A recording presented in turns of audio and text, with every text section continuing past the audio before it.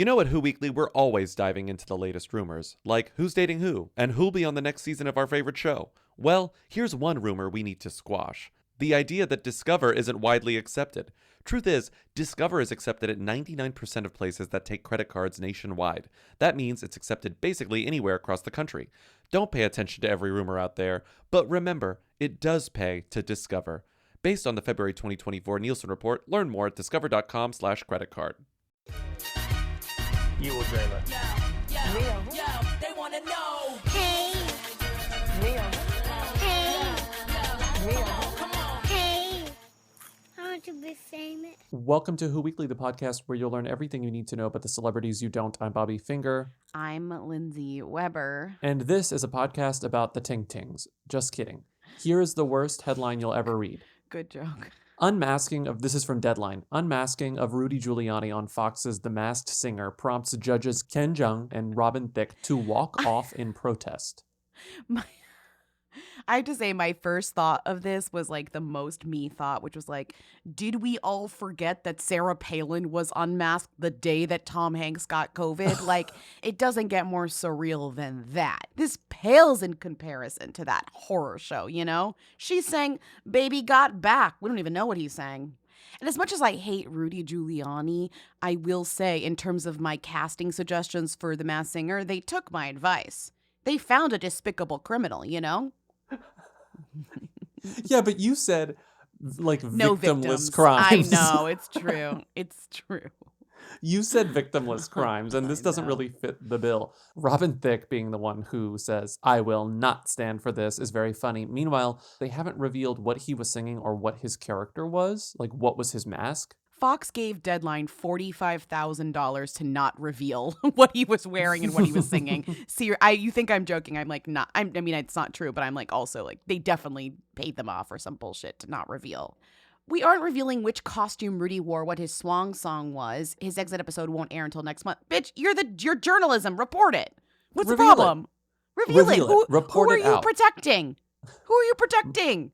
It says, the theme of the season is the good, the bad, and the cuddly. Your political affiliation determines which category Giuliani fits. Deadline hears that while Chung and Thicke exited, they eventually returned. Fellow judges Jenny McCarthy and Nicole Scherzinger remained on stage. They bantered with Giuliani, a controversial figure for pressing what is widely derided as a baseless claim that the 2020 presidential election was stolen from his client, Donald Trump. No, it's so funny. Jenny McCarthy and Nicole Scherzinger were like, we're professional. We're professional. Jenny's like, Rudy, oh my God, Rudy, I can't believe it's you. Oh my God, not Rudy. Speaking of television shows, here's a caption from John Mellencamp. A television show that Teddy is on premieres tonight. I don't know what she's doing, but I'm proud of her and hope she achieves her goals. I gotta say, though, it probably took him like 5 years to understand she was on The Housewives, and now she's on Big Brother Celebrity, and he's like, I'm not even gonna know what the different show is. I'm just gonna wish her well, you know? The photo is just a nice family photo of him in his kitchen with his family. I'm proud of her and hope she achieves her goals. The last piece of breaking news is about Simon Cowell. Let's just read some headlines. From The Sun, I believe this is The Sun. Not again, Simon. Simon Cowell rushed to hospital after nearly dying following another terrifying e-bike smash. Pay attention to the word here, another. This has happened before. Simon Cowell vows to wear a helmet next time after second e-bike crash. Simon Cowell is absolutely fine after breaking his arm in electric bike accident. Source. Simon Cowell all smiles one day after latest e-bike accident. Latest. Simon Cowell is them, but we can't ignore that I got a TMZ push alert last night that said that Simon Cowell had gotten into another e-bike accident. Wouldn't one e-bike accident be enough for you if you were over the age of 40, 50 even, you know? His first one happened less than 2 years ago. And he broke his back. After breaking your back on an e-bike, wouldn't you stay away from e-bicycles? And he didn't wear a helmet the second time. And he says, well, the third time I'll wear a helmet. Okay, it's fine. I'm just saying, get these e-bikes away from this man because he is testing fate. Moving on, you are listening to Who's There, our weekly call-in show where we take your questions, comments, and concerns at 619-WHO-THEM. Let's start with some comments. Hi, Lindsay Bobby, a fellow Wholigan, just won Jeopardy. Let's go, Emma. Crunch, crunch. Woo woo. We always say only dumbasses listen to Who Weekly, but at least one of them's not. Shout out to Emma Salzberg, who won Jeopardy and is a self-proclaimed hooligan. We were sent a clip of her answering a question about Katie Couric's memoir, and I was like, our Patreon at work. This just shows if you listen to our Patreon, if you pay premium and listen to our Patreon, you too can win Jeopardy. What was the Queen's Gambit question? This shitty TV show on Netflix was watched by a lot more people than anyone expected. This Netflix show wouldn't have been as popular if released outside of a pandemic. Ding ding. What is the chess show with the drugs? The lady on drugs playing chess. Oh my God, the winning question on Jeopardy was, the credits on the Queen's Gambit included this man as special consultant. The correct answer, Scott Frank. Oh my God. Emma Salzberg. Did he write the book? Is that why? No, he's the co-creator of The Queen's Gambit. Wow, Emma must be a big fan of The Queen's Gambit. You did not learn that on this podcast. Congrats, Emma. That's so great. I'm so happy. So that means she gets to play again, right? So we have to watch her next time. Okay, cool. Can't wait for her to answer like 12 questions about Dua Lipa. Dua Lipa and then Just Like That. Dua Lipa's new newsletter, Service 95. Service 95? What the hell is it? It's baffling. I would pay at least $50 to see the rollout strategy and like marketing reasons behind Service 95. Give me every related keynote to the Service 95 project. Rollout, yeah, thank you. Please. I don't want to dump on the writers that she hired to provide content. I just want to focus on the opening. The opening of Service 95, which is the first time Service 95 has sent a newsletter. Service 95 is the newsletter project from Dua Lipa, one of the biggest pop stars in the world, decided that she wanted to start a newsletter called Service 95 because she was born in 95 and wants to provide a service. Okay, that's the origin here.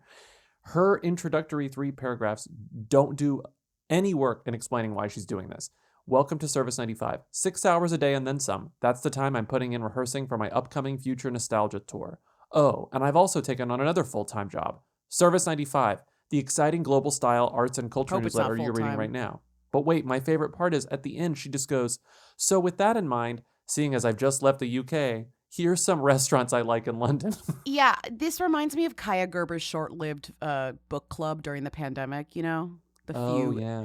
But I will She did say, a couple lives. Despite our confusion about Service 95 and its intents and purposes, we are in full support of Dua Lipa paying full-time salaries to anyone who works in journalism or journalism adjacent. Like, take that future nostalgic money and funnel it right into the pocket of anyone with a journalism degree or without a journalism degree. I don't care. I don't have a journalism degree, so I don't know why I said that, but you know what I mean. Like, I could not love this anymore. Dua Lipa starting a media empire is the dream. The purpose, I could not tell you. I hope people milk her dry on That's this what I'm thing. saying. It's like, I hope your contracts have year minimum. You know what I mean? I want everyone to get paid. I just don't know how long Dua Lipa's going to want to recommend restaurants, you know? I love that she says... She is Travel Lipa, you know? She's Travel Lipa. No, but she's traveling. She's reading Hanya Yanagara books. She's preparing for her tour, and she's doing Service 95. I truly don't know how she does it, but I wonder if she actually is doing much of it. Well, you know, that's why she's paying people. Like, and which is the goal here.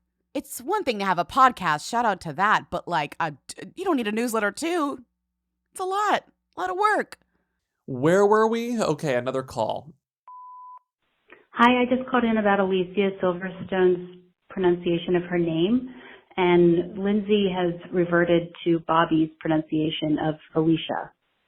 So just revisit that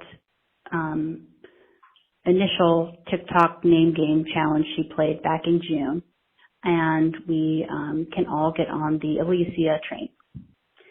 Doula peep, crunch crunch, bye. I blindly went with Bobby's Okay, this was very confusing. This was very confusing because in the That's Not My Name video that she posted, the last one that she said after her character names was Alicia, Aleeesha, as in a phonetic spelling of her name. And I took that to mean that's my name, like that's my actual name, not this is one of the many things that people call me that's not my actual name. AKA, this is when what people say when they mispronounce my name. It's actually Alicia, which is what I've always thought, which is why the TikTok was so surprising to me, because I was like, we're supposed to call you Alicia now? But no, we're not. We're supposed to call her Alicia. That's a confusing way to reveal. And I knew it was Alicia in my heart, but I let you steamroll me with Alicia. I was as confused as you. But I knew it was Alicia. That's what I'm saying. I'm It's just like, like- I knew it was. Anyways. I'm just saying, TikTok is not the medium for like actual information. It's not the way to teach me, because I will either learn it incorrectly or I will just forget it. You're blaming TikTok for this? I'm blaming TikTok as a medium. Okay, I'm not. This is passing the buck. You're passing the buck, but whatever. And the buck doesn't stop here, because we have one more call about Alicia Silverstone. Hi, Lindsay Bobby. Long time. I'm calling after the absolutely bananas Ting Ting segment. I have not listened to that song that many times since 2010. I'm calling because I'm pretty sure that Alicia Silverstone picked up the meme from people who were doing it with their pets. It was actually really cute. People were saying like they, named me, Whiskers, and then listing all of the nicknames that people have for their pets. And now it's suddenly a, Who montage. So, like I said, I'm pretty sure that's where it came from. But I'm sure somebody else knows better than I. Crunch, crunch.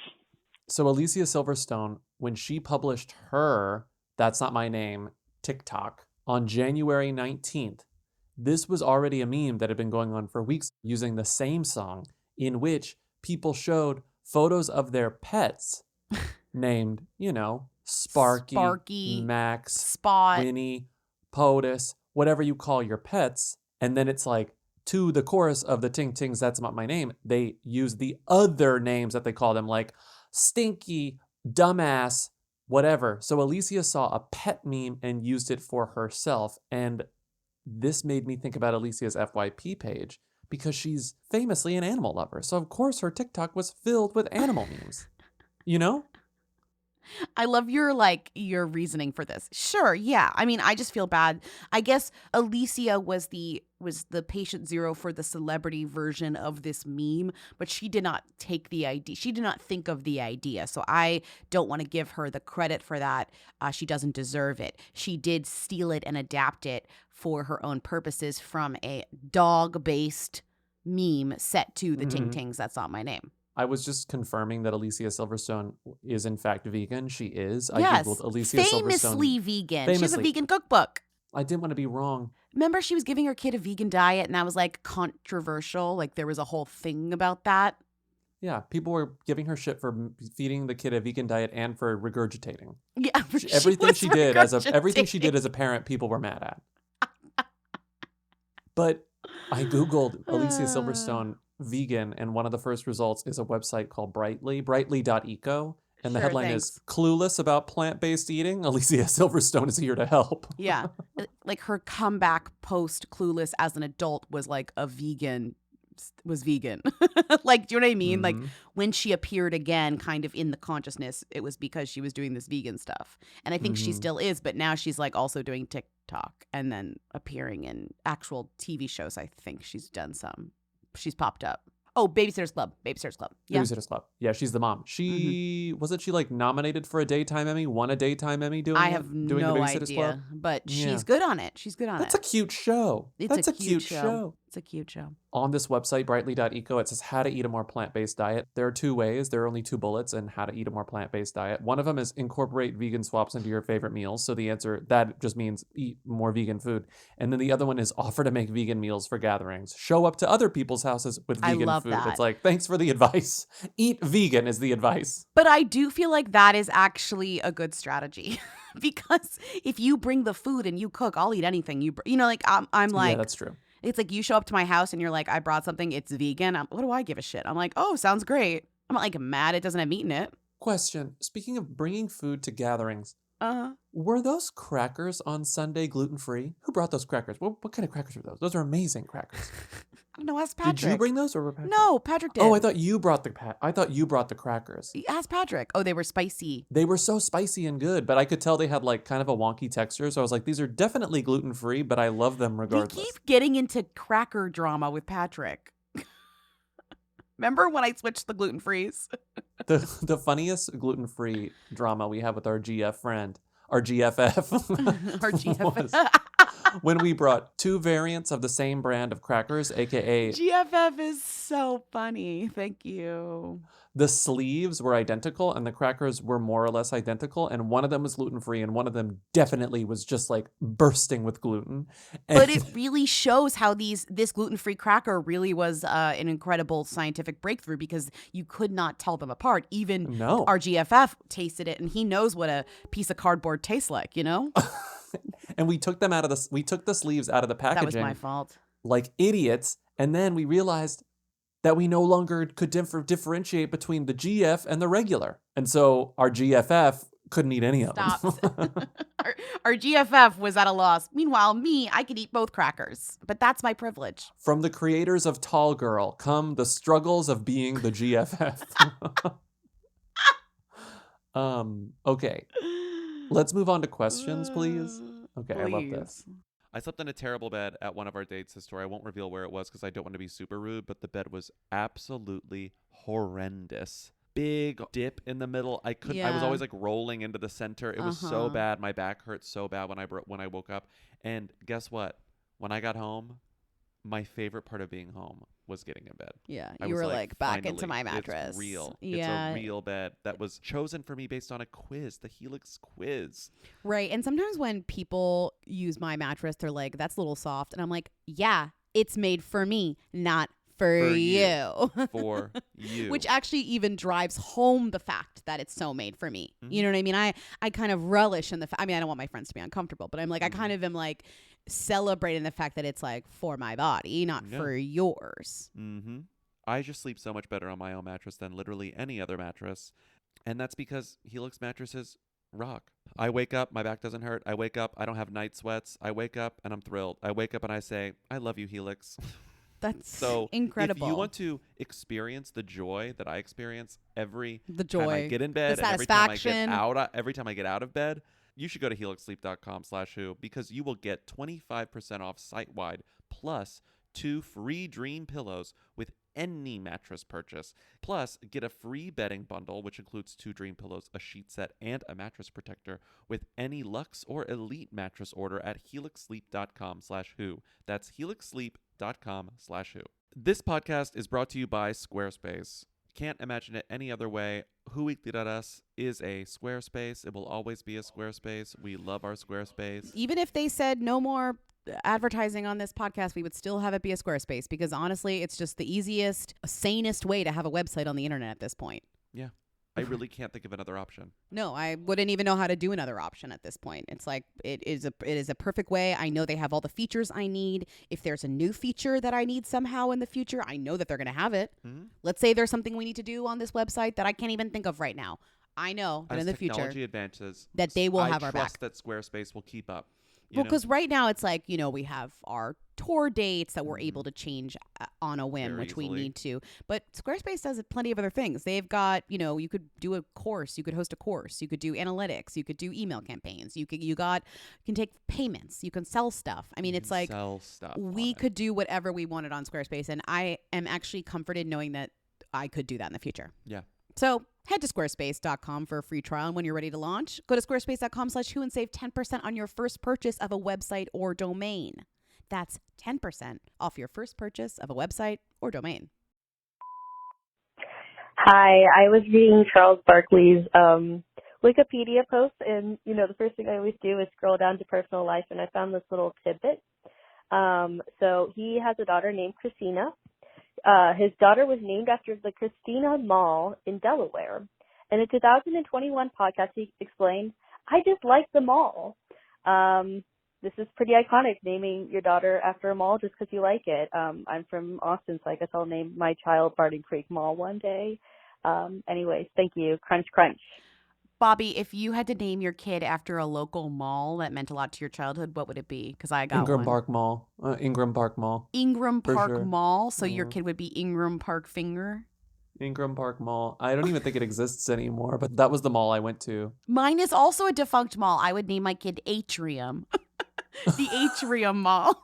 Atrium Weber. It's better than Chestnut Hill, but Atrium was the mall. It's also defunct too.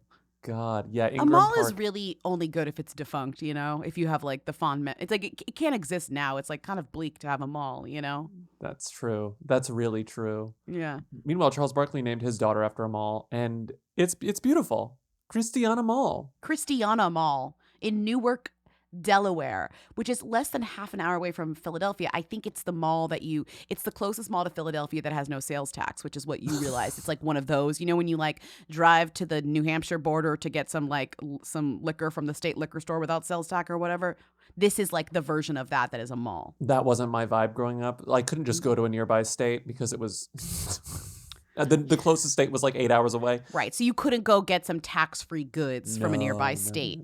No. I love this vibe though. I didn't realize That's until reading the Yelp reviews that like, oh, one of the reasons this mall is still around is because it's the best place in the area to do sales tax free shopping. And I didn't know that Delaware was a no sales tax state. Well, maybe that's what Charles Barkley loved about this mall and why he named his daughter Christiana tax free. She also comes tax free. Here's the actual clip of him talking on the podcast about this. Well, she's named after a mall, in fairness. There's a Christiana Mall in Delaware that I used to always go by. That's how she got her name, Christiana. Hold. Stop. Wait, what is it? You named your daughter after a mall? Yeah. Why?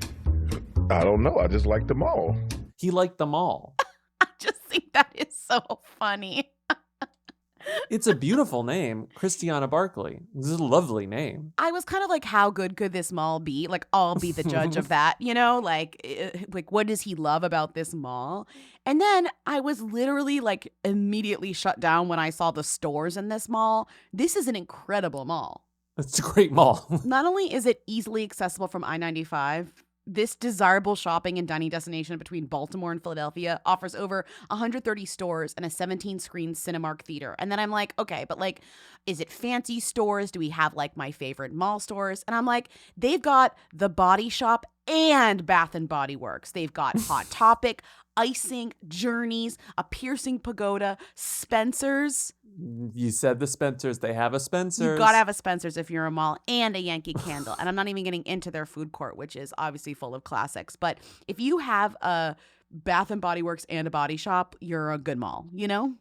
And they also have a Build-A-Bear, which not really my vibe, but you know that a mall is doing well if there's a Build-A-Bear. Exactly. I'm looking through, I feel like this is just going to, I kind of want to cut the collars off at the pass and start talking about the who's and thems of mall stores. Mm-hmm. Yeah. And I mean, I'm scrolling through here, and the thing about this mall is I'm only seeing thems of mall stores. You've got a Zales, a Yankee Candle, a Williams Sonoma, White House Black Market. Oh, love White House Black Market. Is that a them or a who, though? I never shopped at White House Black Market, but I know people who were obsessed with White House Black Market. It's such a who. It's such a who, and you only see it you only see a White House Black Market in a mall that is about to die. So I do worry about Christiana, but maybe it's in the only success. Maybe that doesn't mean anything. Okay, I'm starting from the bottom up. Victoria's Secret. I'm going to skip some things because some things are very clearly regional. Yeah. I'm talking about national brands. Okay, Victoria's Secret, that's a them. Vera Bradley, that's a them, right? Wait, we're themming and whoing stores now? Yeah, Okay. yeah. As in mall stores, specifically mall stores. Okay. If you're, going to be a mall rat for the day and wandering around, which stores are you likeliest to see and understand? Right, like I don't want to go to a store that I could just go to outside of a mall. I want to go to like, a Wet Seal, and I want to go into like, a Yankee Candle, as I said. I want to go into a Brookstone. I want to sit on a chair that vibrates, like something like that. I want to go to a Sunglass Hut. I want to go to a Spencer's. I want to go to a Sbarro. Yeah, I want to get a pretzel, at Auntie Anne's. When I moved to New York and I started seeing Sbarros just like on the street corner, I was so Awful. shocked. I was like, Yeah. that's a mall. That's mall food. That's mall Yeah. food. Right. I'm saying if I'm missing anything. Pandora is very much a mall store, the jewelry store. Yes, anywhere where you can pierce an ear is a mall store, unfortunately. Oh, Lindsay, we missed two of the biggest mall stores. Yeah, where? What? Lush and Lids. Oh, right. A bath bomb in a fucking hat. Yeah, you're right. That's true. That is true. That is true. Those are mall stores. I feel like I've said this in the podcast before, but I can't think of Lids. When I go to the mall with my family, my mom would always comment on Lids. She'd always say some variation of, such a clever name, every time we passed the Lids. No, stop. No, she didn't. So clever. Mm-hmm. A clever name. Like Christine Baskets or something. It was just, good name. I will say, too, the Christiana Mall has some fun one-offs, and you can tell they're one-offs because they don't have, like, photos or, like, branding on the list of stores, you know? Mm-hmm. When you click on their stores, you see that it's just, like, kind of an independent mall store, and I love that. Wait, let me find what I'm talking about because they are really funny. Body Jewelry Junket, which we absolutely love. You can hit up Fan Treasures, Fashion Charms, Flying Toys, Let's Have a Ball Balloons, or like LEDs. I don't really understand that one, but I absolutely love the idea that's there. We've got Mall Management, which I assume is just the management of the mall, Marlo the Jeweler, Massage Guns, and the Massage Mob. More Than Slippers, which I assume just sells slippers. I feel like More Than Slippers probably just means they also have socks. Right. And I will say my absolute favorite store in this mall, and I recommend you go there and take a photo for us when you're there, which is Pray, Slay, and Rain Fashions. It's located on level 1 near the JCPenney. So we gotta go. Are we missing any major thems? Like we said Annie Ann's, we said Cinnabon, we said Great American Cookie Company. Yeah. You know what's funny? When we went to the Mall of America, despite being like the emblematic mall of America, I didn't really feel mall vibes from that mall. It didn't feel like a mall to me. It was too big. It felt like an amusement park. Right. And I just wanted like a Claire's that was accessible to me. But I'm like, where is the Claire? This mall is too big. You know, I think also the thing about a mall is I need it to be small enough where when the Golden Girls show up in the morning to do the rounds, I want them to be able to do a full lap. You know, I want them to at least be able to do like 3 laps as they're like, you know, in the morning. But back to the Christiana Mall. Is Christiana's almost a nah, vaguely a who, simply because of who her dad is and because she got a Times write-up last year for her wedding to a guy named Ilya Hoffman. I don't think she's a who. She just works in Turner. She works at Turner as like a marketing associate. You know what I mean? Even though her dad essentially runs Turner, but you know, it's fine. He's one of the main, as Timmy pointed out, her dad is prized talent at Turner and she is a sales assistant at Turner Sports. He is. But I don't think that she's not like coming for who territory. She just like happens to be named after a mall. And she got her wedding written up in the Times, which is something, but she doesn't seem to aspire to more than this in terms of like attention. Right. She has an office job, so does her husband. He seems to be some sort of like startup-y guy. But I wanted to read some of the reviews of Christiana Mall because Charles Barkley loves Christiana Mall so much, it stands to reason that other people love Christiana Mall so much. So I found some great reviews of Christiana Mall that make me think that a lot of other people may name their kids after this mall.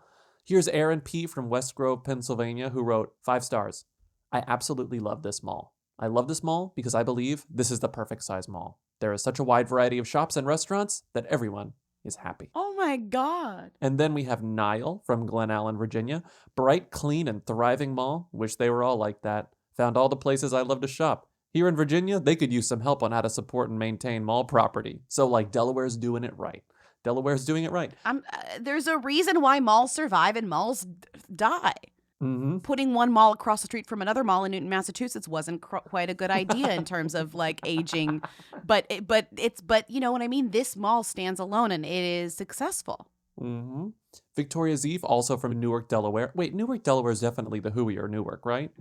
Oh, for sure. Who flies out of Newark, Delaware? No one. No, I don't even know. I didn't even know there was a Newark, Delaware until we did this. Yeah. Okay, Victoria Z from Newark, Delaware wrote, they have nice stores to go shopping. You can find some things here and sometimes not. You will still love this mall. Come and shop every day with your family. Did them all write this? Yeah, did them all write this? And then this girly is like the number one mall stan from 2016, Delaney H. from Syracuse, New York. That's quite the drive, Delaney. This mall is so bright and friendly. It has everything and more in a shopping mall that you could ever want. Being the complete mall rat that I am, I thoroughly enjoyed the bright atmosphere and the variety of shops. It was very clean as well, not dated in the least. I would love to go back when given the opportunity. It's definitely worth going if you're a mall enthusiast such as myself. It is absolutely beautiful. A mall enthusiast? In this economy? Delaney H. Well, this was a 2016 economy. Okay, in that economy? Let's move on. What a fun discovery, this mall. I'm going to the mall. I really do want to go to this mall. Hey, Lindsay Bobby. Evangeline Lilly, who in my opinion is pretty hooey, was at a rally in DC for bodily autonomy. Sorry, she was supporting bodily sovereignty. I don't even know. Evangeline Lilly, please discuss. Crunch, crunch. We haven't heard from Evangeline Lilly, or at least I haven't really thought about her since early pandemic, March 19th, 2020, when she made headlines like this on USA Today. Evangeline Lilly refuses to self-quarantine over coronavirus. Fans call stance dangerous. Evangeline Lilly's opinions about the coronavirus have only gotten worse in the past 2 years, basically. She is Canadian, and she ended up at a Canadian trucker rally, helping the Canadian truckers protest against vaccine mandates. Helping.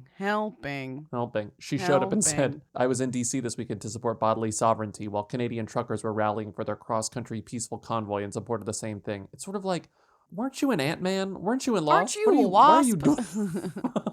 I'm just saying, why are you so badly fumbling the bag right now? Can't you just not talk about this publicly until you get your paycheck? Whatever she believes, her industry, it goes against them working successfully, and she needs to cash her MCU check, whatever sequels she has coming up or whatever she's working on, before she goes and supports some Canadian truckers. You know what I mean? No one was like, what will be Evangeline Lilly's next move on this, you know? Right. Well, I'll tell you what her next move won't be. Whatever Marvel does next with the Wasp, because she was the Wasp. I mean, you know what they're going to do? Put her on a plane and lost her, you know? I also feel like you can just recast the Wasp and it's fine. Like, I don't think anyone cares about the Wasp. Did you see Ant-Man?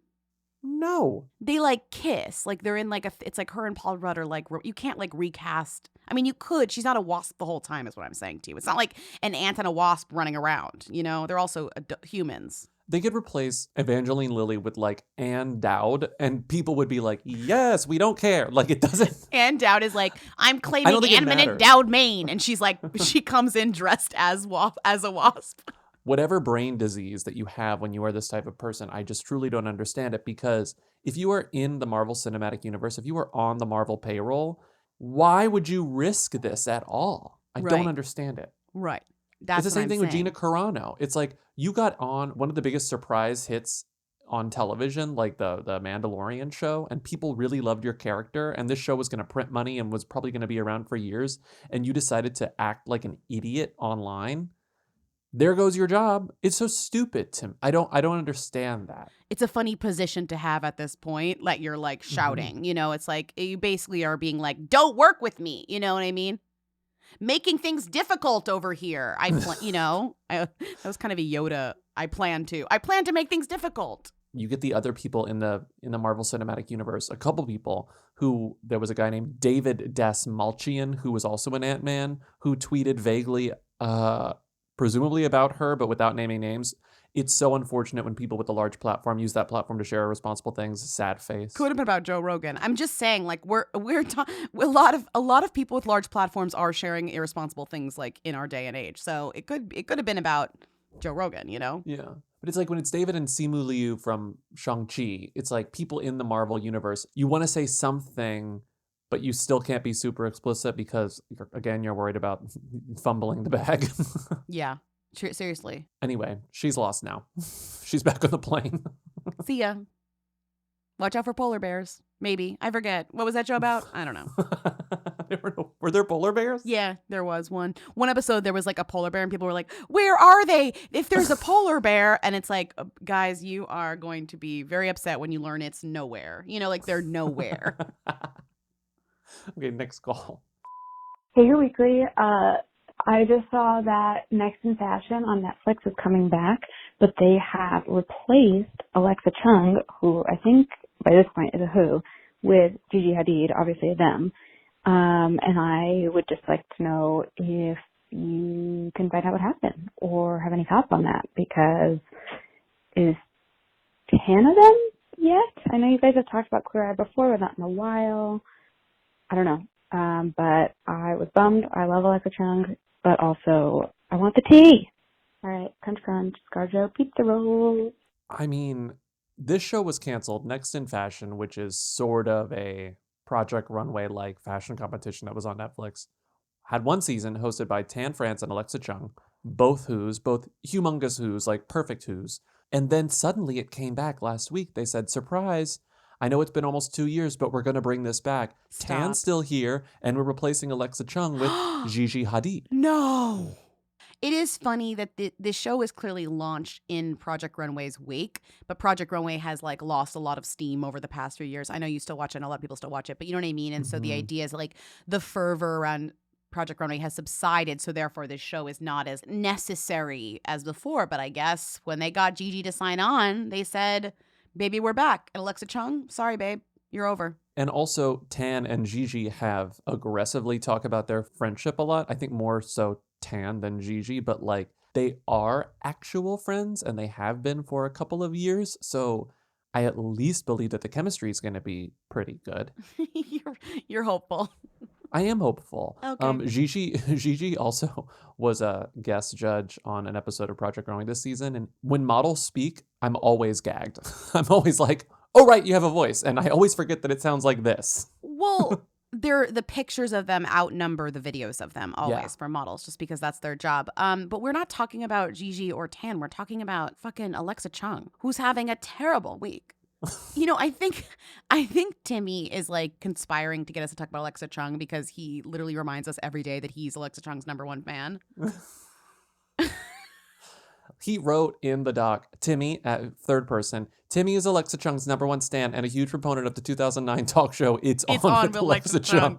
Which I'm like, to Timmy, how many episodes did that show have? Like, tops 10. I'm a huge proponent of the 2009 talk show It's On with Alexa Chung. So he was very invested in this bad week of Alexa Chung's because not only did this show that was previously canceled by Netflix said, Pew, we don't want this fucking show anymore. And then in comes Gigi Hadid. The only difference is Gigi Hadid.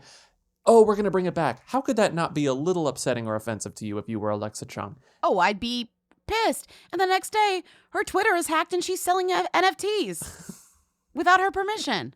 I mean, who did this happen to? I already forgot who this happened to. It was This just happened to Kalila whenever someone hacked Kalila's Twitter account and said, buy my PS5s. It's the new trend. So Alexa Chung got hacked. Well, you know what's funny is that if a celebrity tweets about NFTs, I'm not going to believe they're hacked. I'm going to believe they're idiots. But like, I'm not going to first go to like, were they hacked? You know what I mean? Because Reese Witherspoon is out here being like, NFT, which by the way, shout out to our friend Max, who in his newsletter, Read Max, kind of traced it all back to a collaboration with CAA, and that's a conspiracy. You know what I mean? It's all related to investments in cryptocurrency coming from agents and managers, specifically agents. What did I say? It was a combined, on their podcast, it's a combined effort because they know that if they all work together, they can make a quick buck, even if NFTs crash and burn in like 6 months.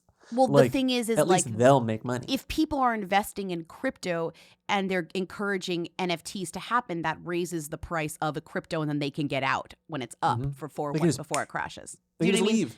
It's the same thing with like, you know, stocks. The stock, right? It's stock market. It's the same idea. Right. So it's the rich people getting in early, taking advantage, and then like making out like gangbusters right before it crashes. But like, is it conspiracy, or is it just simply capitalism is a conspiracy? Like it is. Capitalism is a conspiracy against poor people, like until forever, right? But it is helpful, like Max did, to point out the strings that connect all of these people behind the scenes. Right. to point out that something like, a huge agent at CAA is a big investor in crypto and one of his clients is Reese Witherspoon or whatever it is. And that's maybe a reason why. Is it also that maybe somebody's client is being told about crypto by their agent who's super into it? Sure, that's also maybe part of it. And they're like, I want to get involved. But it is a little bit sinister when you all add it all together. Anyways, if I saw Alexa Chung tweeting, giving away this Azuki NFT to enter, follow me with notifications on RT and like this, tag 3 friends, I would be like, normal. I wouldn't think twice. And then she goes on Twitter and says, I was actually hacked. I'm deleting everything. And then she tweeted, in their defense, it was about time I updated my profile pic. To kind of go off what you were saying earlier about how you would believe it, my initial gut reaction to this was, okay, Kalola, Alexa Chung, this happened to both of these people recently, a version of this. Yeah. And I was like, I guess they are the right level of fame. Like, they're just hooey enough. In terms of believability, they're the right level of celebrity. But the more I think about it, you're right. I would believe any famous person who tweeted about an NFT at this point, as famous or otherwise, who or them, I think. I don't even think it's about the level of fame that Alexa Chung has that makes this believable. It's almost like the pseudo fame is more believable because it's like she's probably easy to hack, There's less eyes watching. They know they could get away with it longer, but still have a significant reach. Yeah. Anyway, her poor week. I just hope her week gets better. Here's to this week being better than last week for Alexa Chung. She needs a win. We're rooting for you. Us and Timmy. We're rooting Timmy more for so. you. Gotta say, Timmy more so. Okay, next call. It's gift giving season. It is. All right. It's giving gifts giving season. It's giving gift giving season, which means you are going to be giving your credit card to someone to spend money on your friends and family, which is a beautiful, loving, and iconic thing to be doing this holiday season. But you need to make sure that you have enough cash to go around. And that's why we're shopping at JCPenney. I mean, I'm shopping for myself at JCPenney, to be honest. You can get gifts at JCPenney, but I'm going to JCPenney because it's fall. I love to layer. I could always use another overshirt. I could always use another jacket. And what I like about JCPenney's men's section, they got big and tall right on the front. I click there and I get pants that fit. They've also got stylish watches from Citizen and Bulova to make that special someone shine. Be sure to mark your calendars for Friday, November 29th for an all-day shopping event filled with surprises and giveaways. So this holiday season, remember, JCPenney is where you'll find incredible gifts without breaking the bank. Visit jcp.com to explore the full range and make your gift-giving count. Shop in-store or online, JCPenney. Make it count. Hi, Lindsay, Bobby, medium time. So it's the 20th anniversary of the Britney Spears movie Crossroads, and we've been talking about how to recast it if you were to do a reboot, because at the time it clearly had a major them, Britney Spears, top of her career, in it, along with Taryn Manning and Zoe Saldana, both of whom were who's then. So how do you cast it now? Those 3 roles. All right. Crunch, Lindsay podcaster. Bye. Okay, realistically, this movie, you want a remake, not a reboot. You want a remake, yeah. Interesting. Same vibe though, like leading with a hot young musical star who hasn't acted yet. That's important. And we're making her she's the ingenue, she's such a superstar in music, but she's making her acting debut or whatever. And Britney was quite young. Britney was 21 when she did this. So you have to go on the younger side. Because at first I was thinking, well, Ariana Grande or something. You know who I would cast? This would be the true, because we're talking about someone who's relevant of the generation. I think Phoebe Bridgers would be the perfect Crossroads. Morose, she's funny. We've never seen her act before. It's kind of a more 2022 version of. So it's gonna be a little bit more moodier, anyways. It's Euphoria tinged. So we're talking about like it's gonna have that vibe, and then I think her friends would be more like quirky C-lister up and comers, like of the Euphoria. So I think she could have like Barbie in there too. Speaking of Euphoria, I'm gonna pull Barbie over. Euphoria is the pool that we're all just clawing from in this movie, I think, and I was trying not to. But I only want one Euphoria girlie, not like one of the main girlies, but one of the side girlies to be like one of the side kicks, kind of the story. You think Barbie over like Hunter? Definitely Barbie over Hunter for this type of movie, for sure. Well, I was thinking in terms of the main role, I was thinking I think Phoebe Bridgers is a great vibe, but I was also thinking of the more morose singer girly. Even more morose? A kind of critical pedigree. I was thinking Billie Eilish or another who we've talked about, Arlo Parks. Okay, Billy, first of all, you're choosing literal opposites vibe. In terms of fame. Well, the thing is, because I wanted to pick a who and a them for my options, because Billie Eilish is more of a Britney Spears person, because Britney was a humongous them when this movie came out. So like the only them in the movie would be your Billie Eilish or and I think maybe Phoebe Bridgers isn't famous enough. Phoebe Bridgers is definitely famous enough, but I do think if we're going like, so Arlo Parks is even a million times less famous than Phoebe Bridgers. But I do think now that we're zeroing in, I think it would be Olivia Rodrigo, even though she has acted before. It would be Olivia Rodrigo. She's making the jump from TV to film. She's starring in her first movie.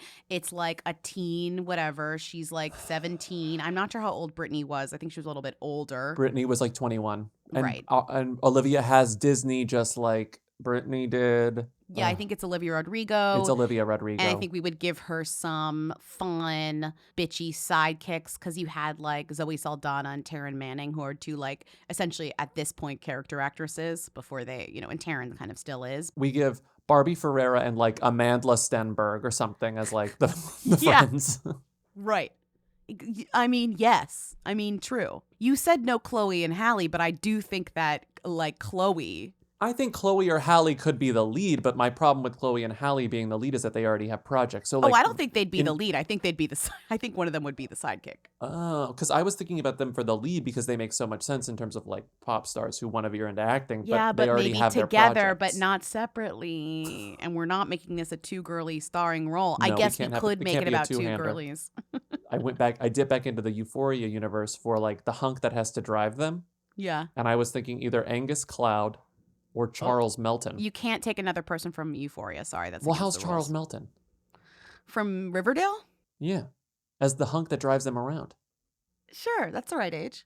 Am I being too stuck on gender? Does it have to be like a guy? No, it could be like a hot lesbian. It could be a hot lesbian. Yeah. Okay, but the other funny thing is who's playing our main characters, mom and dad. I think Kim Cattrall could still play Kim Cattrall's role. No, she is not changing. No, I think this is where we bring in the queer energy. I think that our lead, I already did some of this. This is in my notes app. I think that the parents have to be gay. Yeah. I think the parents are gay moms. And I think that going for moms, I think that she finds her biological father. Oh, switching it up. And I was like, who would the gay moms be? And it's really funny. And I put Sarah Paulson and Wanda Sykes. Oh my God, stop. How did Crossroads end? She shows up and Samantha's like, hey, get out of my house. Right. She literally is like, hey, okay, bye. Like, I can't do this. Get out of here. Right. I think it should still be Kim Cattrall, but I do think the Dan Aykroyd as like the dad in the beginning who's like supportive or whatever. I think it could be gay dads. So it could be should be gay dads, and they find the biological mother. Jesse Tyler Ferguson and get out of my Crossroads remake. Get out of my Crossroads remake, Jesse Tyler Ferguson. Okay, wow. We are just trying to see the best options. Me as a producer, we're just trying to see the best options. No, it's going to be, this is stunt casting, but it's going to be Anthony and Tan. They're too young. They're too young. Oh, you're right, because they couldn't have had a child that's Phoebe Bridgers or whatever. They could. It's the Property Brothers. Just kidding, that's gross. They can. That's nasty. It would be like Neil Patrick Harris and some other guy. David Burkus as at playing themselves as fathers. Maybe. It also doesn't have to be a gay actor. We could have straight actors playing gay. What is this? Not in my Crossroads remake. We will only have gay actors playing the gay dads. Okay, I'm sorry. I didn't mean that was controversial. That was controversial. Neil Patrick Harris and RuPaul are the gay dads. Yes. Okay, that's it. RuPaul Charles and Neil Patrick Harris as the dads of Olivia Rodrigo. Our version of Crossroads. But do you think she'll still sing I Love Rock and Roll at the bar? She will.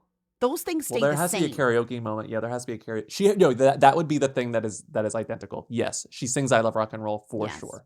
And yes, we're bringing Shonda Rhimes back to write it. No, Shonda Rhimes would laugh you out of the country if you asked her to write the Crossroads remake. No, she would sue us so hard it would never happen. We literally would take us down from the inside, this production. I was reading about the production of Crossroads earlier, and I knew Shonda wrote it. I knew that Shonda wrote it. Yeah, I was. But I didn't realize that it was, maybe I just like wiped this out because I'm sure she did interviews about this at the time. But this was Britney's idea. It was a Britney Spears vanity piece, of course. Britney and her camp went to Shonda Rhimes and the company and the production company and were like, here is her vague idea about a movie that she wants to make. And Shonda Rhimes had to work with Britney Spears and like work out a plot. Yeah, it's very Madonna biopic. Let's be real. What is her biopic called now? It has a new name? Little Sparrow. Little Sparrow. And like Dolly's like shaking in her little boots. From the writer of Secretary. Okay, the one last thing I'll say is that this was the movie in which Britney Spears premiered, and the main song was "I'm Not a Girl, Not Yet a Woman." Not Yet a Woman. We would need a coming of age tune, a very Mulan reflection. We would need something along those lines for Olivia Rodrigo to sing. She's so capable. Who's more capable than Olivia Rodrigo? She is capable. She's capable. Yeah, something a little moodier, or just we have an idea. She would sing Not a Girl, Not Yet a Woman in karaoke as a tribute to Britney Spears or Toxic or like whatever. She would sing a Britney Spears song in the karaoke scene. Mm-hmm, but then have her own song at the end. And that's the new reveal that we can't even guess because that's an Olivia Rodrigo creation. Some of my favorite lyrics of all time are in that song. How does that start with, I used to think? Like, that is such a good song. I used to think I had the answers to everything. Also, one of the worst karaoke songs I've ever encountered in my life. No one wants to hear this song, ever. It's the most self-indulgent song ever written. The bridge is so funny. But if you look at me closely, you will see it in my eyes. This girl will always find her way. Awful. And it goes up, impossible to sing, awful karaoke song. Everybody wants it to end as soon as it begins. Even the best singer in the world is not pulling off Not a Girl, Not Yet a Woman. But if you look at me closely, you will see it in my eyes. This girl will always find her way is what I say to my mom when I part ways in the grocery store and like have to find her again. Okay. I'm going to go get the salsa and I will find you in 3 minutes. Me, when Bobby and me split up at the Christiana Mall, and that's what we say to each other. Let's do some quick calls. But if you look at me closely, you will see it in my eyes. This girl will always find her way.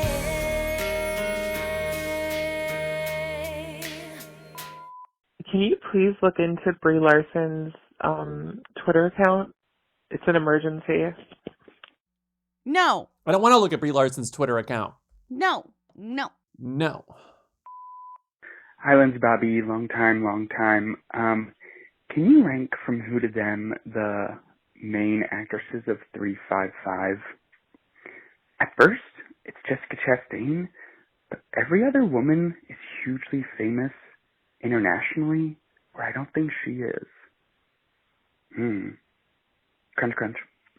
We didn't even discuss that Fan Bingbing is back after disappearing. Oh, she's back. She's out of exile. I'm just saying, like, remember when she literally was missing? And here she is in, like, a big, huge movie. The 355, there really are only 5 of them, but they are Jessica Chastain, Lupita Nyong'o, Diane Kruger, Fan Bingbing, and Penelope Cruz. Okay, those are the 5 main girlies on the 355 poster. I haven't seen this movie, heard it was terrible, no offense. I will watch it when it's free on Amazon Prime, but for now, let's just rank them from who to them. I think all of these women are thems. Mm-hmm. They're so huge internationally, that's why this cast was put together. But to go from who to them, where do we start? From who to them, I would say, we're talking international. You have the to, Fan because Bingbing they're is like that a superstar, real, yeah. I know, but I have a hard time wrapping my head around how famous she is because, again, she's famous internationally and not here as much. So, but I want to do this fairly. And because this is an international movie, we're talking, okay, so I think honestly, with a race to the bottom, we're talking the whoiest is between Diane and Lupita. I think Diane wins Diane out. is probably the whoier version just because she's kind of more of an indie queen. She's a little more private too. I mean, Lupita's not the most outward-facing person in the world, but I Black think an Oscar. Panther, and She's Black Panther, she's internationally, that's a movie Oscar that winner. everybody saw. Yeah, Oscar winner. Okay, so Diane, then Lupita, then I would say Jess. Jess. I think or Jess is Jess, next. then Fan Bingbing, then Penelope. You know what? It might actually be Diane then Jess. If we're taking the international aspect of it all into respect, then I think Lupita edges Jessica Chastain out. Jessica Chastain's never been in a Marvel movie like that. But Jessica Chastain is such a celebrity, and Lupita, while being a celebrity too, is not as out there and annoying as Jessica. Sorry, she is so annoying. She is everywhere in the most she's just Lupita's has respect for herself. Sorry. So Jessica Chastain edges out Lupita simply because she strong-armed her way into the top of the class. So we have Diane Kruger, then Lupita Nyong'o, then Jessica Chastain. Do we go Fan Bingbing and Penelope Cruz? I just think that Penelope Cruz is just so fucking famous. How does she?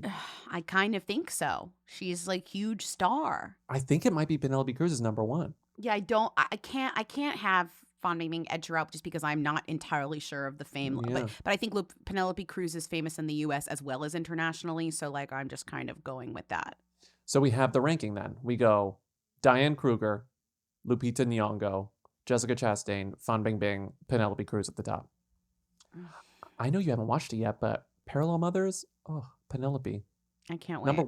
Number one. Okay, next call. Hey, Lindsay Bobby, can you settle a debate that my boyfriend and I are having? Is Stephen Amell a who or a them? I swear that he is a who. My boyfriend thinks he's a them. Unhinged. Crunch. I'm glad to tell your boyfriend that he's wrong. Stephen Amell, who were them? 1, 2, 3. Who? And I have to say I have a soft spot for him because I am a big fan of the Amazon show Upload that nobody watched except for me. I know. It's coming back for season 2 though. I'm a big fan of the Amazon show. It's coming back for season Upload. 2. It's so good. Upload What's is that one such even about? cute. It's like a rom-com about the afterlife. It's the guy who did The Good Place, so it's got Good Place vibes, but it's really funny and the technology's shadily good. He's in this? Yeah, he's the uploaded guy. And it's a rom-com, so it's cute. There's a company where you can upload your consciousness, and he gets uploaded and of course falls in love with the girl who works customer service at the company, you know.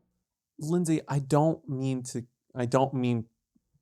Is he to correct you. He's not in the show Upload. Wait, yes he is. He's the main guy. Stephen Amell is not in the show Upload. Who's the main guy then? Upload is Robbie Arnell. Okay, how is that not the same guy? That's a different guy. Are they related? They're cousins. Oh, okay. They're cousins. Okay, so. But Stephen Amell, since you confused Stephen with Robbie, do you think that Stephen Amell of the Arrow universe? No, he's a bigger Is a them who? than his cousin, clearly, because I don't even know the difference. But I didn't say bigger them. Is Stephen Amell a who? yeah, they're both who's. Okay, good. They're both Also, who's. really, really proves to me that I can enjoy a show despite not knowing who's in it or caring. Shout out to me. I was reading through his Wikipedia. I was looking at his known fors, and then I was like, I don't think. I think you're confused. But I'm not out here trying to tell people that they're wrong. They're cousins. Yeah, All right. yeah. All right. Yeah. Okay, Stephen Amell, who? Your boyfriend? An idiot. Next call. My boyfriend. So was ASAP Rocky a them now? Crunch. Is A$AP Rocky a them now? I think he's been a them for some time, but I think this Yeah. makes it inarguable. I think he was already basically a them, but this is just the most, this is the confirming thing. Confirming the confirmation. What is with me and words today? He is a them. Absolutely. Yeah, absolutely. Well, next call. Oh my God. What is this?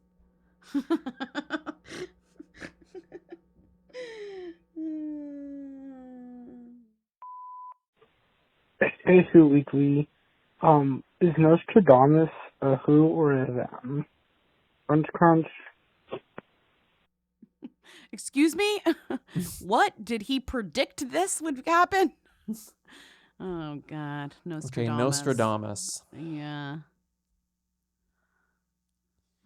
I think Ask me. people will not stop talking about Nostradamus. Once a year, there's a period where like every like horrible website writes about like what Nostradamus said was going to happen in this year, and it's like, why are we doing this still? Why are we continuing this man's memory? I don't know, but I think because of that.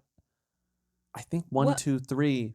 Them. He's a them. Name another future teller, a soothsayer. Soothsayer. Name another one. I can't name another one. I can't name another one. The witch from Snow White or whatever. Wait, sorry. Who else tells the future? The Who's Macbeth that old, witch? the dead Romanian woman that's like 2022 is going to be bad, but she died forever ago? Oh my God. She knew. This dead Romanian woman allegedly said shit was going to hit the fan this year. And it's like, who? And she was right. It already hit the fan though. But Nostradamus, yeah, I mean he's a them. He's a them. I couldn't tell you like 2 things about him. I couldn't tell you 5 things about Nostradamus, I'll tell you that. What about his nationality? Do you know where Nostradamus was from? Greece. I don't know. He's old. Italy. You don't even know either. I don't know. Just looking it up? Well, no, I know because I looked it up like 10 seconds ago. His name was Michel de Nostradam. What does that sound like? I don't know. French. He's French. I just want to do, 5 things to know about Nostradamus. Okay, I tried to search it and said 5 things to know about Nordstrom's. Not quite. 5 things you may not know about Nostradamus. Okay, here we go. History.com, shout out to the History Channel, did their Us Weekly duty by doing 5 things you must know. Okay, here's number 1. Nostradamus was expelled from medical school. Yikes. Because he got the plague. Oh no, his town got the plague. His town got the plague and the college closed. Oh, okay. Who can so relate? Wait, that's why he didn't didn't continue medical school because the college closed, and he was like, "Well, I guess I'm gonna look to the future." I know who can relate. Okay, number 2. In addition to the prophecies, Nostradamus published a cookbook. Okay. What did he cook? What did he cook? King. In addition to providing instructions on how to make blonde hair dye, not a food, laxatives, toothpaste, he also had a rose pill lozenge to treat the plague. The book offered recipes for marzipan paste, candied orange peel, marmalade, cherry jam, pear preserve, and quince jelly. Oh, and a love jam made from mandrake apples, sparrow's blood, and eyelets from the arms of an octopus. You know what the best thing about going to Nostradamus' house for dinner is? What? When he serves you, he goes, "I think you're gonna like this." Fuck you. Okay, number 3. His predictions were based on events from the past. Oh, yeah. Because he said history will repeat itself, which from a guy who experienced the plague, well, you know. Okay. Yeah, I know. I understand that. I understand Number that 4, philosophy. his contemporaries criticized his astrological skills. He had haters. He's a regular Taylor Swift. He had haters. And number 5, Nostradamus' prophecies were used as propaganda during World War II. I don't like that. On what side? I don't like that. What side do you think? Oh, no. The wrong one. Oh, no. The wrong one. Not the good one. Oh, no. Okay, so he needs to write a Notes app apology is what we're saying here. Uh-huh. He should have known to write one in the past, but he didn't know. Mm-hmm, mm-hmm. Yeah, okay. I went to Famous Birthdays to see if he was on Famous Birthdays. No, stop. Would you like to know if he's on Famous Birthdays? Yeah, I'd love to know. Is he? Yeah, he is. What year? 200? Where was he born? 1503. Okay. December 14th, okay, I'm an idiot. 1503. Okay. Okay. How does he rank? Top ranks fortune tellers? December 14th birthdays by profession, okay? He is the number 1 author born on December 14th. You know what's kind of crazy? You know who he outranks in terms of authors? born on December 14th. Who? He outranks an author we've actually heard. Some of these people I've never heard of. He ranks an author that we both have definitely heard of, who was born December 14th. Shirley Jackson. Oh, he outranks Shirley the lottery. Jackson. Yeah, Wow. he outranks Lottery Girlie. But you know what? Yeah. I believe that. Who's According to famous who's talking about birthdays. Shirley Jackson? We're all talking about Nostradamus. Sorry, Shirley. Sorry, Shirley. Has anyone ever called someone else a Nostradamus? Because that's funny. I'm gonna do that. I'm gonna save that. You'll get it Wouldn't later. it only they could only be a Nostradamus if they get their prediction wrong? Like whenever we predict something and we're wrong, we're Nostradamus. Yeah, exactly. Yeah. Ranked on Sagittarius authors, he's number 25. Okay, all right. He's number 25. You know who else is a Sagittarius author who outranks him? Who? Ann Coulter, number 19. Oh. But you know who's that's bad news. Do you know who's 18? Who? Louisa May Alcott. Oh. You know who's 7? Jane Austen. Oh. Jane Austen. Okay. You know who's 6? Emily Dickinson. You know who's 5? Wait. Mark Who? Twain, Sagittarius authors. The SAG authors, aside from Ann Coulter, reign supreme. Nostradamus, Louisa May, Jane, all hanging out. He's the 29,098th most famous person on the planet, according to famous birthdays. This is the same ranking that puts Charlie D'Amelio as the number 1 most famous person on the planet, by the way. Well, by mentioning Nostradamus on the podcast today, we're going to raise him up at least like get one number. Do you think Nostradamus knew that Charlie D'Amelio was going to be the number 1 most famous person on the planet in 2022? He definitely knew. Thank you for listening to another episode of Who's There. Keep calling in at 619-WHO-THEM to leave questions, comments, and concerns. Support us on patreon.com/WhoWeekly for bonus episodes, a Discord server, newsletter sometimes, commentaries, all sorts of stuff. There's so much good stuff on the Patreon. Like, if you're not involved, get involved. Thank you to Katie and Eric of The Who's for providing our Rita theme song. Thank you to Timmy, our research and editorial assistant, for researching and editorializing. Boy, Timmy, did you do some editorializing this week. I love when Timmy editorializes. And again, keep calling in. Have a great weekend. We'll see you on Tuesday. Bye. Bye. We will see you on Tuesday.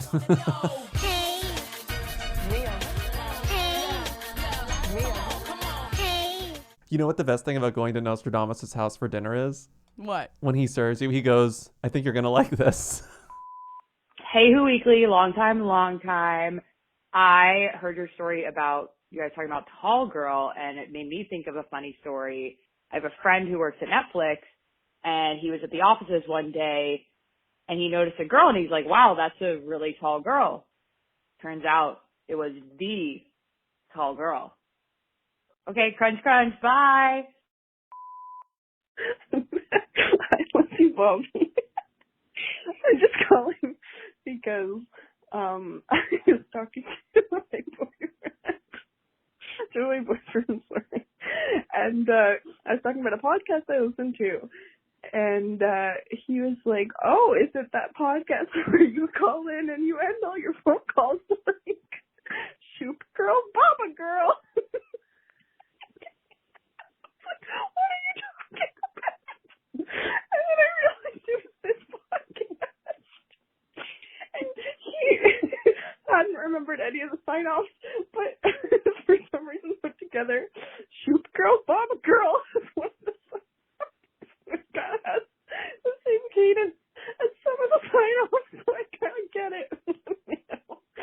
He doesn't want to talk because he's embarrassed, but I just wanted to shoot him. Sorry, shoot girl, Baba girl. Good form, Bella Thorne. Crunch, I guess. So I was in Miami yesterday, and I was dining at the Versace Mansion, and that's already embarrassing enough as it is. But I'm sorry, that Darren Criss show was iconic. I had to go. So I'm sitting there, and where I'm sitting, I'm facing the stairwell. There's like this very grand staircase that goes down into the dining room.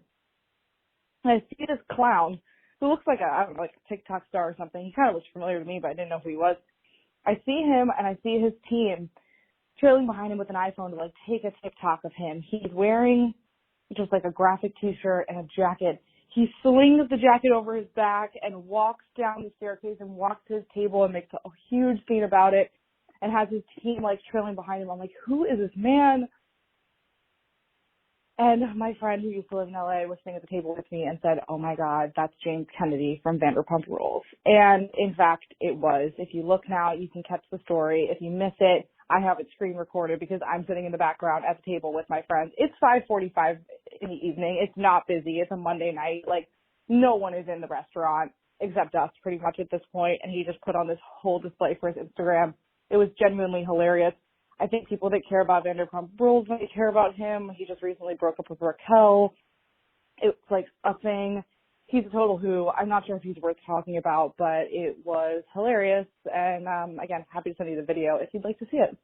Vanderpump Rules news, crunch, crunch. Do you guys remember when you used to play the Annihilation sound all the time? I miss that. Bye.